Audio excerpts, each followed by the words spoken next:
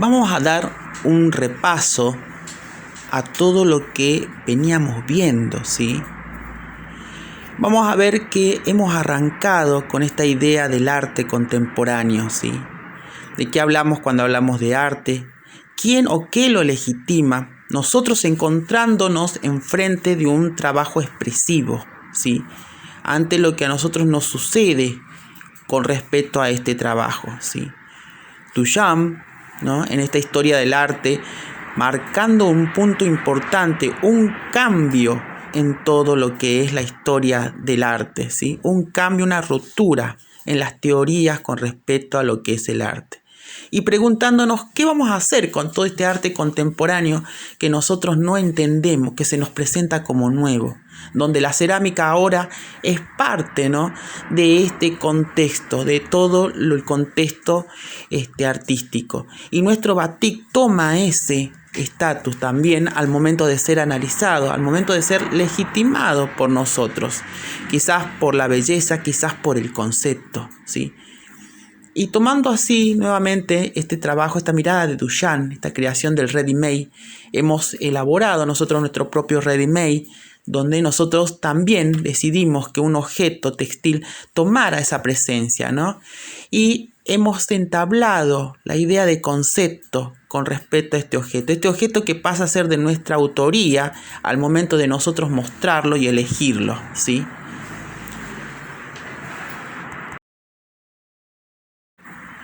Y nos encontramos con nuestros trabajos, ¿sí? ¿Cómo tenemos que analizarlo? ¿Qué tenemos que ver de ellos, ¿sí? Lo más importante a destacar es tener presente, por ejemplo, el nombre del autor, ¿sí? El título de la obra, si es que lo hubiese, ¿sí? La fecha de la realización, ¿sí? Las medidas, la técnica, en este caso es un textil, es batik, ¿sí? Especificar cómo, con qué material, ¿sí?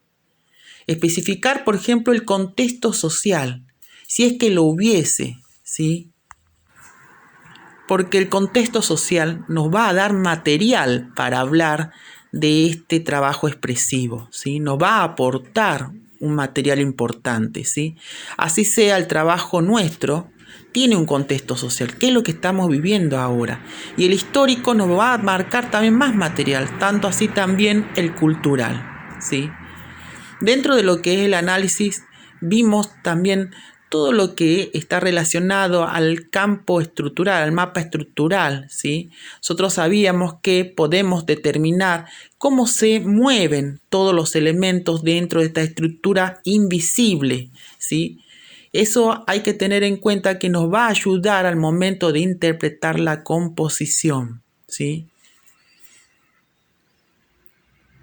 Del mismo modo, vamos a empezar a ver otros elementos como por ejemplo la simetría en este caso, ¿sí?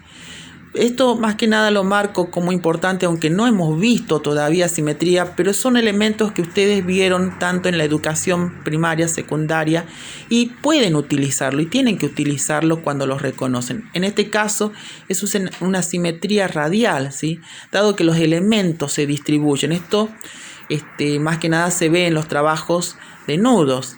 En otros casos vamos a ver la simetría axial, cuando los elementos se repiten de modo espejo, ¿sí? De un lado y del otro, ¿sí? Esto nos va a marcar una igualdad de pesos dentro de la composición. En un análisis tenemos que tener siempre presente todos los elementos que podamos reconocer.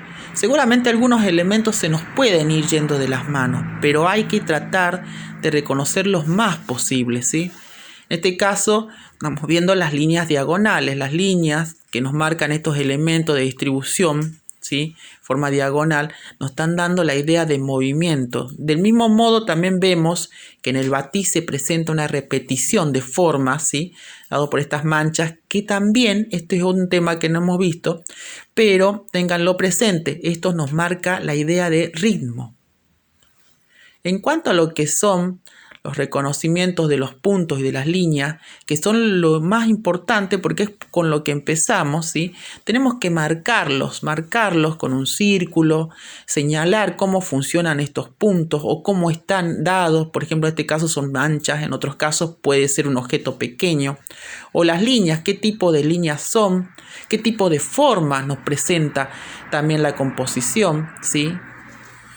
También están las texturas, que en este caso vemos una textura orgánica y una textura dada también por estas diagonales, ¿no? Que presenta propias del batik, cómo se distribuye el tinte. En el caso de los textiles también tenemos una textura táctil, ¿sí? Ya que tenemos la trama del mismo textil, ¿sí? Eso también son cosas que podemos plantear. Tenemos textura táctil como visual. En el caso de las interrelaciones formales, ¿sí? Vamos a reconocer cómo agrupar los elementos, ¿sí? Algunos pueden ser que estén por proximidad, cercanos, otros por tamaño, ¿sí? Otros por forma, una forma similar, por la dirección hacia donde apuntan, por el color, ¿sí? Estos elementos hay que marcarlos en el momento de realizar un análisis formal. Las composiciones pueden plantearse de diferentes formas, pueden plantearse ser construidas desde el valor, donde solo veremos de pasajes desde el negro al blanco, ¿sí? O una composición dada por el color, donde podremos reconocer y analizar qué sucede con los colores.